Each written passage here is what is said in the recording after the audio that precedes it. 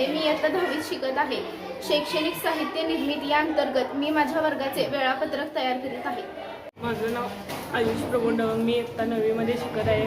मी शैक्षणिक साहित्य निर्मिती या उपक्रमाअंतर्गत इयत्ता 9वीतील विज्ञान पुस्तकातील वनस्पतीचे वर्गीकरण यातील सजीव हा तक्ता करणार आहे.